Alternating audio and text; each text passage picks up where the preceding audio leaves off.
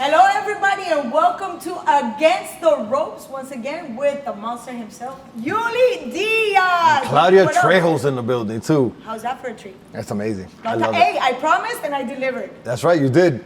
We got fine scotch and we got fine cigars, as promised, as delivered. And can I just remind you all? No, not remind you. Tell you guys that this is all because I lost a debt. A bet, I should say, not a debt. This is a debt because I lost a bet. That's right. Okay, you know what? I am not gonna go any Let's further. go Eagles. Yes, I am going to say congrats. Man, that day, even though I was totally in red because I wanted to see history being made, but I gotta give all the credit where credit is due. Philadelphia, really, like, they showed what mastering the NFL in general. That's right. That defense was solid. Solid defense, solid offense. Those guys came through on every angle of the game, and they blew out an amazing Kansas City Chiefs team. Yeah, we got to give a lot of credit to these guys because it was a tough game. It was a chess match. That's right. And I enjoyed every minute. And you know what? Kudos to you. He who knows. Hey, cheers. Salud. Great game. But you know what? Another great game that's coming up. February 22nd, we're going to be once again in the Mile High City, Denver, Colorado. We're going to be there. We're going to be there. We're going to be sitting ringside, announcing and commentating on these fights. BYB 37 in Denver, Colorado. I'm so excited. There's so much to be said about that. There is so many great fights on this card. I'm really looking forward to this one because from these fights, the winners on these fights are going to be propelled to another level. I agree 100%, especially because there's a whole lot of announcements coming up that we're going to touch base later on. But let's get into the nitty-gritty because you know who's coming back? El Cromañón himself, Sam Liera. Beast. He's a beast, and God knows we've missed him. Yeah. He hasn't been with us since 2023. Yeah, he's been gone from BYB for a while. He's fought most of the top guys on the roster. I think he had a war with LT Nelson. He had a war with Jose Fernandez, the GOAT, which he won the belt from. Yes. And he's coming back for his second war against Ryan Jett. Yes, this is a rematch. And let's not forget that was Ryan Jett's debut, and he lost by unanimous decision. And let me tell you something. Ryan Jett since has only had 2 losses. One against Cub and the other one against Sam. So I think there's a little different flavor to this rematch. I agree, and hats off to Jett. He's fought the who's who on the BYB roster, and he's coming back to fight a top guy. And it's amazing that he debuted against Sam Liera, which is one of the top guys. Now, you would know better than I do, just because I get a chance to call it. You've been there. When you've been out for such a long time, again, he hasn't fought with us since August of 2023. That's a long time. Yes. What can we say about ring rust? Ring rust is a real thing, but it hits everybody different. So we're going to have to see on fight night how it hit Sam. Sam is a tough guy. He always comes to fight. He brings the fight. He's in your face. He hits hard. He's been in many bloody wars. So, there's nothing to take from him. We'll see what happens with this long layoff. But I think with an opponent like Ryan Jett in front of him, he's going to come and show out. I always say, and perhaps this is not fair, but that's my take. You will always rise to the level of your opponent. Absolutely. And it's like a nice, clean dance partner. When you have somebody that can stay and keep up with your rhythm, the fight gets that much more exciting. That's right. And I think that's what Ryan Jett brings to the table. He definitely brings that to the table. We've seen it in his other fights. He had an amazing war against Cub. If I'm not mistaken, it got stopped because of doctor stoppage. He was cut up. He went down. I forget how many times, but he didn't want the fight to be stopped. No, he's a beast, man. It doesn't matter how bloody his face is, or even I've seen him fight with his eyes shut, where he could hardly even see. So, it's going to be an amazing fight. Sam again has been in there with the who's who on the roster. We've seen him go against LT Nelson. We've seen him go against Ryan Jett before, which is an amazing fight against Jose Fernandez, where he won the belt. So let's not forget Robert Cerna. Robert Cerna was a hell of a fight as well. Yes. So we already know that Sam has the pedigree. We know Ryan has the pedigree. These guys are both going to meet in the Trigon February 22nd, and it's going to be fireworks, guys. And guess what? When we're in Colorado, when you are of Mexican descent, you're almost fighting at home because the crowd is heavily Mexican or of Mexican descent. And there's something to be said. Do you even hear the fans when you're in the ring? You know what? There's times where I do. It depends on how the fight's going. But I remember, for me, when I'm stepping in there and that first bell rings and the fight's on, you kind of shut everything out. You kind of hear your coach, but you're going into your memory bank of what you've been training, what the game plan is, and what you came to do. You know, and again, you have this guy. You're in a triangle, small triangle, and you have this guy throwing punches at you. So, yeah, it's hard to hear anything.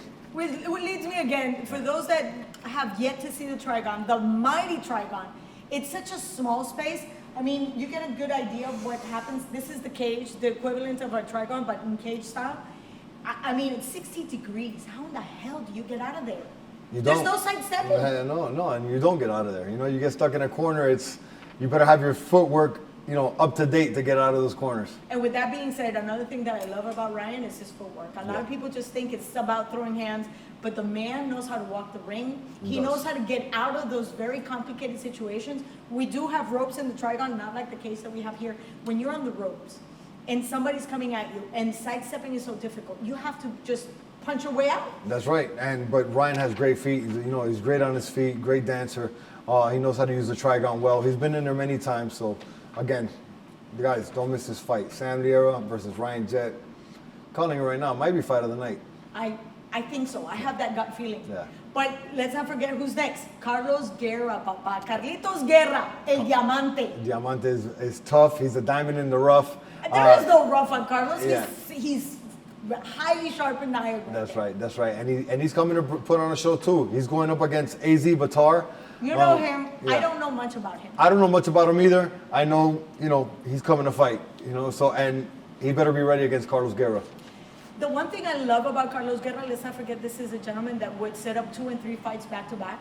So it was not a matter of, I'm going to lose this fight and see what's going on. No, it's I can't lose because then I have other 2 fights coming up that I cannot miss. That's right. How does that work mentally? Well, when you do this for a living and this is how you pay your bills, you got to have things in line, because the bills don't stop no matter what. No matter if you got cuts on your face or you lost a fight, your bills don't care.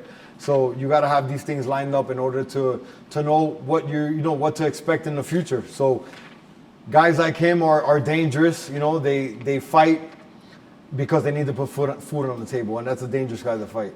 And the pedigree, he comes from, I don't even know what belt he is, but he's like up there. And then he goes on training camps forever. This is how he lives his life. That's right. So let's talk about lifestyle. This man eats, lives, and breathes. That's right. Combat sports. He stays ready. How important is that? That's extremely important. We hit this on the last show as well. It's better to stay ready than to get ready, because these opportunities for fights and big fights and good paychecks come at any moment. You could be sitting down having dinner, you could be at a party, you could be out of town, and you'll get that call, hey, we got this opportunity for you, are you ready to go? And if you pass the opportunity up, you might go to the bottom of the list. So you got to take opportunities like this when they're presented. This is another thing that I've noticed about people like Sam Liera and Carlos Guerra. They have this window of weight divisions. They can go up 5 pounds, they can go down 5 pounds. But we think of it, just losing 5 pounds on the scale, no big deal. But the difference between, let's say, 147, 154 is huge, not only in your output, but what you're getting back. That's right, and it depends what you're walking around at, what your normal weight is. Sometimes it's better for guys to fight at this heavier weight because they got more power, they feel better, they get to eat more, they get to kind of be more relaxed during the camp.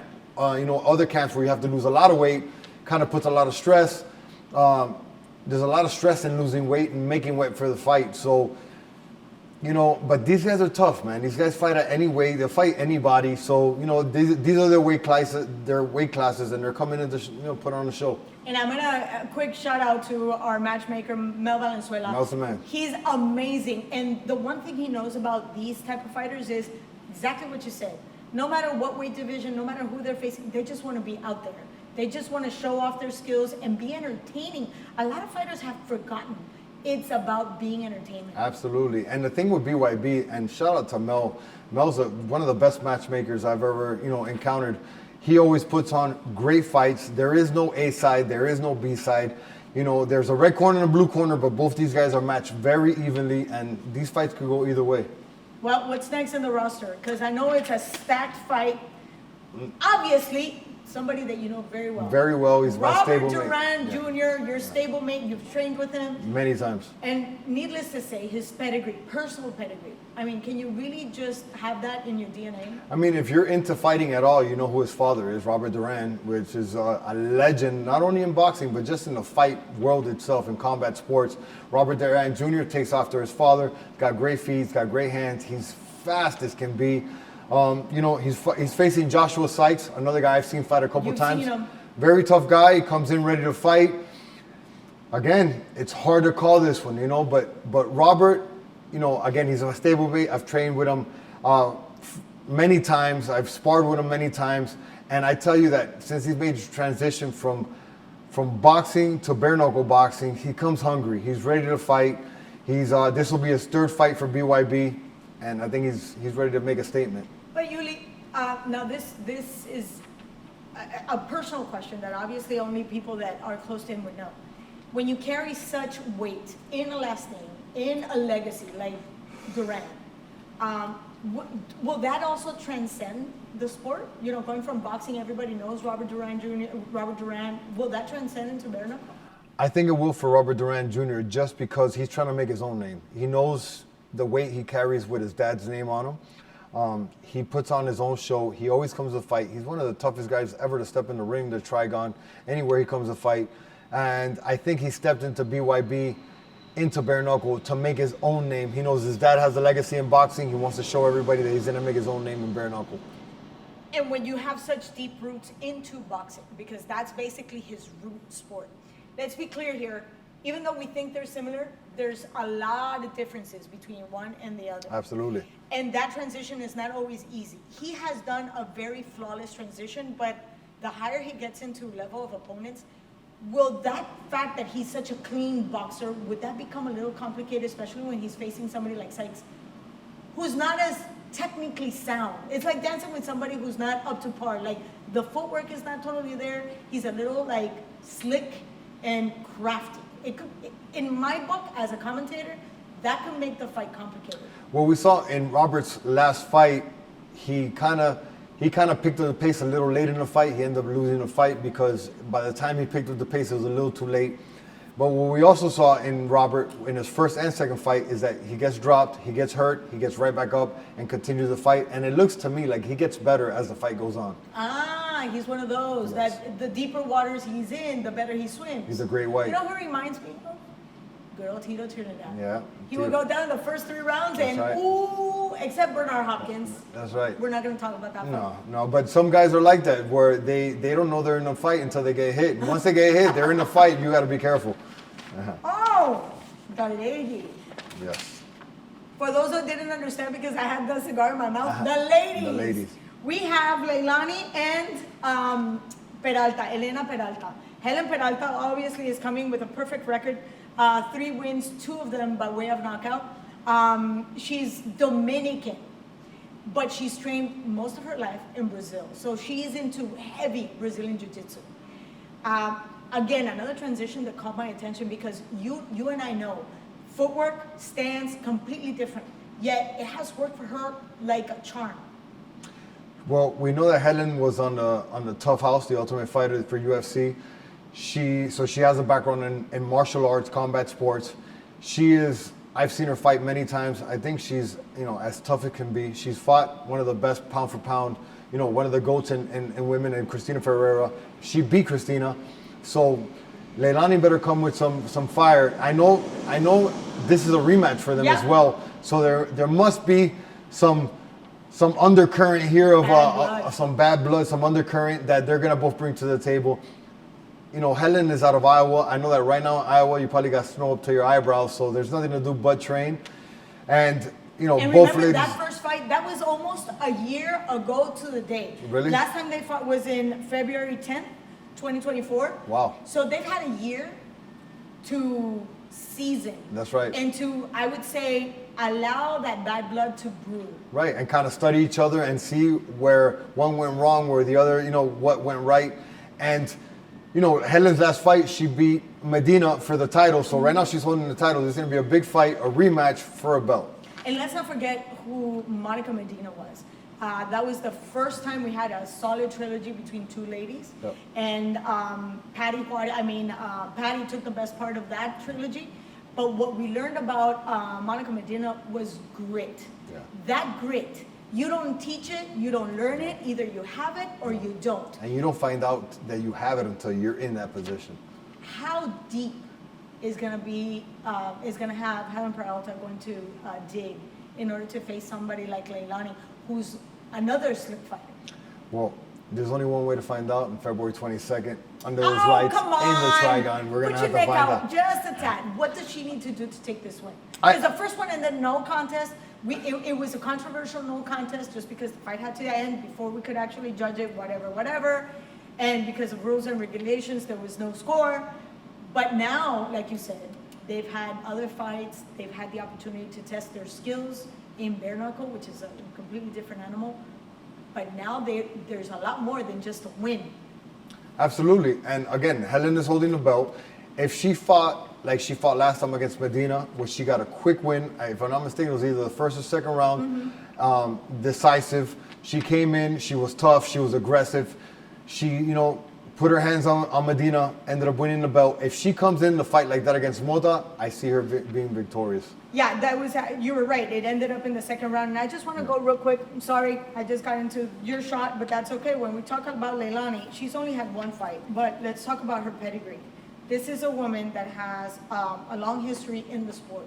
And when you have that over your shoulder, it's almost like a chip that you have to pay respect to the type of experience that you have. Plus, she's Brazilian, like born and raised in Brazil. Her whole environment is all based on the sport itself. You cannot let your team down. You cannot let your not even just your corner team, your team in general, your stable. When you have stablemates that are supporting you, dude, you're not just fighting for yourself. That's what I'm saying. That's right. Yeah, you're not fighting for yourself. You're fighting for country, for pride, for your name. It's going to be a great matchup. You got two amazing fighters. Lailane's is going to be her second fight in bare knuckle. This will be Helen's fourth. She's already holding the belt. Lailane's got the hunger and the grit, and she's obviously, like anybody else, when they're in this sport, they're going after that belt. Helen Peralta's in her way holding it. It's a great matchup. Again, thank you, Mel, for this. And I just want to make a side note. Most people think that when we talk about women in combat sports, there's not much to be said about it. They're not going to be competitive. Oh, no. What is your point of view on that? Oh, no. It's the women, to me, sometimes, a lot of the times, the women's fights, especially in bare knuckle, are a lot better than the men's fights at times.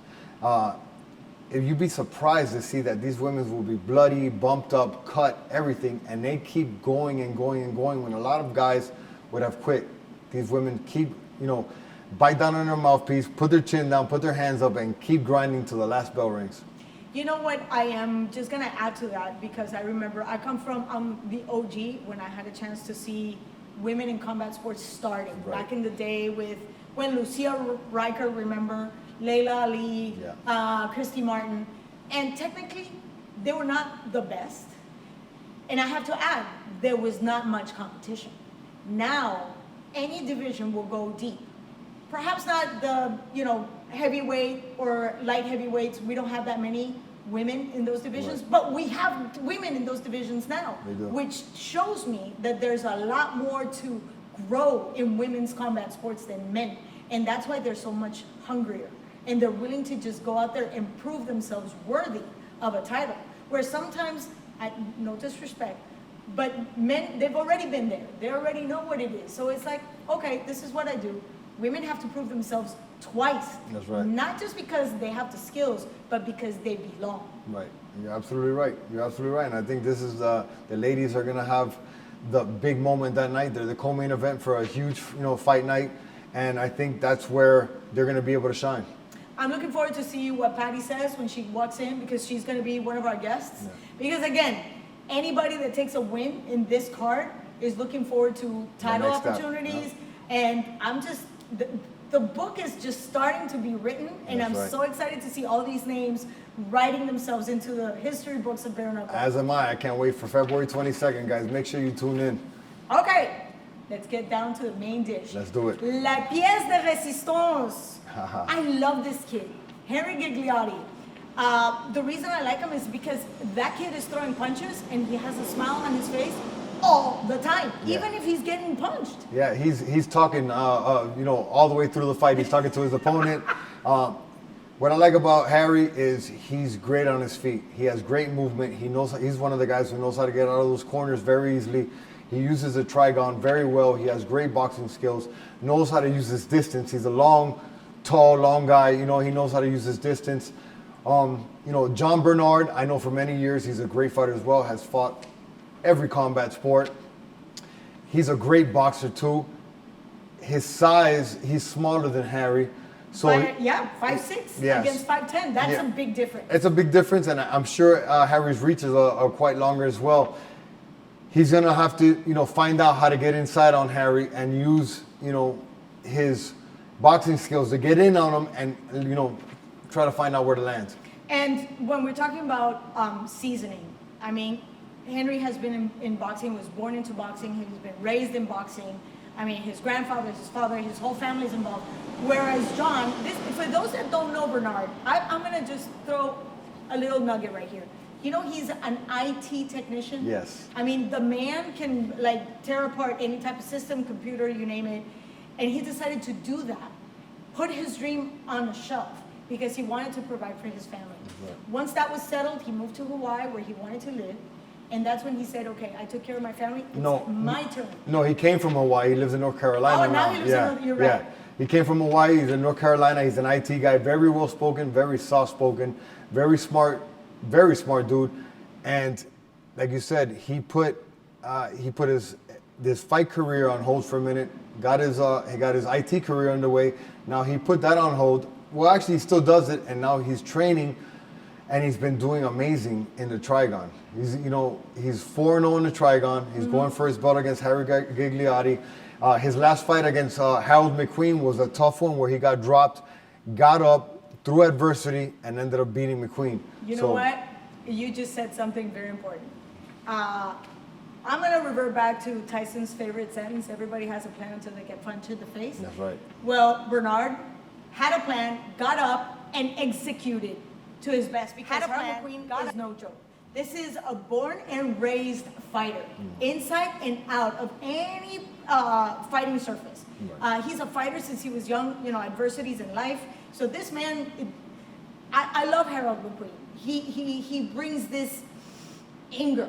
It's like inside fire. Yeah. And Barnard took everything with a stride. It was one punch at a time. He didn't overextend himself. And again, not the tallest guy, which leads me to my next question, because again, this is a very small surface. Let's talk about jabs. When you have such long arms like Henry, you need a lot of space in order to bring that jab back so you can whip it out.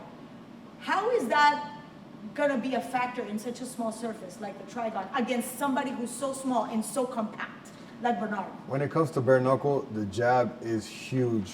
They said a jab will take you around the world, yes. And bare knuckle will take you around the world 2 times just because you've got no gloves on. And a good jab or 2 will cut you open and will make, can make a big decision in a fight. So the jab, and Harry is known for his jab. He's very well, he has a very good jab, very long. He knows how to use it well. So again, Jon's going to have to find out how to get on the inside and fight from the inside. What if you smother yourself? Because that happens a lot. If I'm pouncing on you and just, closing that gap, I still need the space. Well, I think the smothering will work out in Jon's favor because Harry, from what I've seen, is more of a distance fighter. He likes to keep his distance. He likes to use that jab. He moves a lot. So if Jon starts smothering him, getting him kind of tired, where he's not going to be able to, keep his hands up or use the jab as much, then Jon will take over from there, I think. From what you're saying, this is going to be, how do I adjust my aggression versus your defense? I think Jon has to make it a dirty fight. I think he has to make it a dirty fight. He has to get in there. Do you think he's got it? Because he's so technical. He is very technical, but he's very smart when it comes to fighting, to reading fighters. He knows what he has to do. I'm thinking if I was in Jon's team, he'd know not to fight Harry from the outside because Harry's longer. Mm-hmm. He could use that jab to hurt him. I think he has to make it a dirty fight, get in there, smother him, hold him, just basically smother him and get all over him and use the inside to win the fight. Well, I'm looking forward to it because, again, we just mentioned fourth fight. This is going to be his fifth fight for Barnard. And he's got a perfect record, 4 wins, 4 knockouts. That's right. And like you said, against Harold McQueen, who is no joke, he got up, took it literally all the way to the edge, and took the win by a knockout. That's right. At the very last minute. Right. Shows grit and decision. Sometimes you could be very powerful, you could be gritty, you could be technically, but sometimes mentally, you're not capable of putting it all together. No, Jon has a great mental game for the fight game. He never gets desperate. Even when he's hurt, he knows how to keep his composure, keeps his, he keeps his head on his shoulders, and he sticks to the game plan. And that's what he did, against the last 4 people he's knocked out. 4 wins by way of knockout. So we're looking to, I don't think this is going to go the distance though. I don't think so either. Just because. They're gonna put everything in that mighty triangle. It's a 6-round, 3-minute per round fight for the championship belt. Both these guys are hungry. Harry's hungry to keep the belt. Jon's hungry to get it. So, again, great matchup. And it's our main event. And with that being said, going back to the ladies, because that's a 2-minute round. This is just between you and I. Do you think that extra minute would allow women's combat sports in general add more knockouts to their records? Absolutely. Especially in bare knuckle. You add that extra minute, there's just time to do more work, time to do more damage. It would definitely, in my opinion, add knockouts to the ladies roster. Sometimes I speak to the likes of Barbie Juarez, who's a long career in boxing, and she says, and I also see her point, I don't get paid enough to go 3 rounds. Mm-hmm. I mean, is that a fair assessment? I mean, it's fair. It depends on who you talk to, and what they're getting paid. Everybody, we all do this to put food on the table, put roofs on our head, and keep our children, and our family happy. So, if that's how you feel like you're not getting paid enough for the extra minute, then hey, the ladies get 2 minutes anyways. And you know what? Talking to Clarissa, she says, I'm all about it because I train for 3 minutes. That's right. But I know for a fact that at my level of competition, not everybody has the ability to go 3 rounds in competition, maybe in training. Is it really that much of a difference? It's huge. It's a huge difference. I fought for different promotions, which is 2-minute rounds. And yeah, it seems like you go on forever when it's 2-minute rounds. Once you put that extra minute, it gets a little tougher. So you're short of breath and stuff? Yeah, you could be, especially if you, with the adrenaline, the crowd, the lights, everything that goes into a fight that's not actually fighting kind of drains you as well. So if you're not ready for it, it could be a big factor.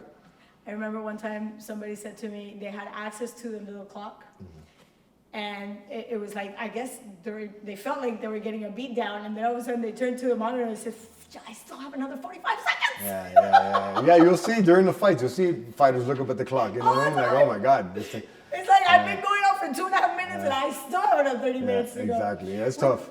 And talking about money. So we're going to change gears real quick just because this has been going on forever. We were expecting an announcement from Saul Canelo Alvarez, the face of boxing. Be it that you agree or not, we're going to just do it for our sake. Yeah. Canelo just signed a 2-year, 4-fight contract with His Excellency Turki Ali Sheikh.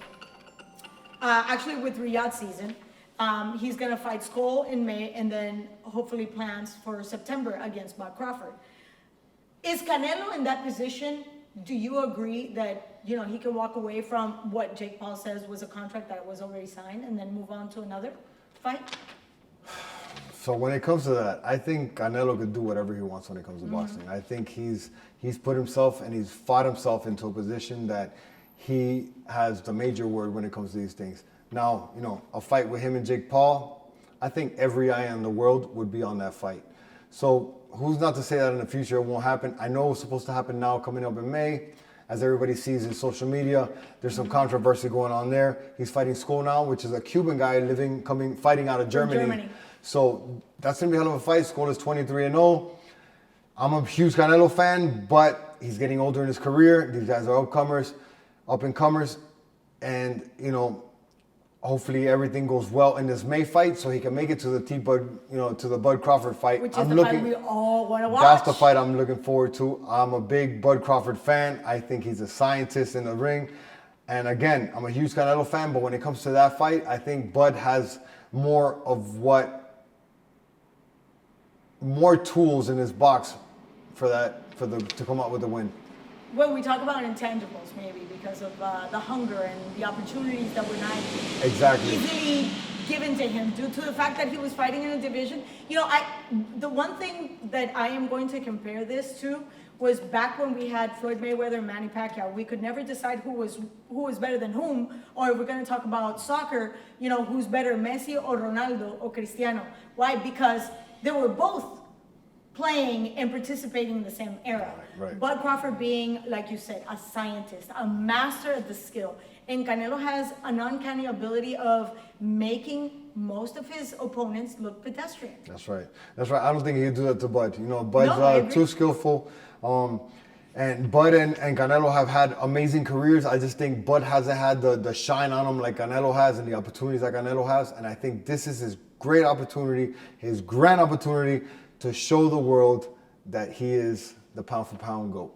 And when we talk about a place like, or a company like Riad Season, that is bringing the best against the best, and it's bringing, huge sports entertainment to Saudi Arabia. I've had the opportunity to be there. What do you think about bare knuckle in Riyadh? I think that's just a matter of time before we show up there and take over Riyadh with bare knuckle. I think it's coming soon. We've already been in Dubai, so we've already touched the Middle East.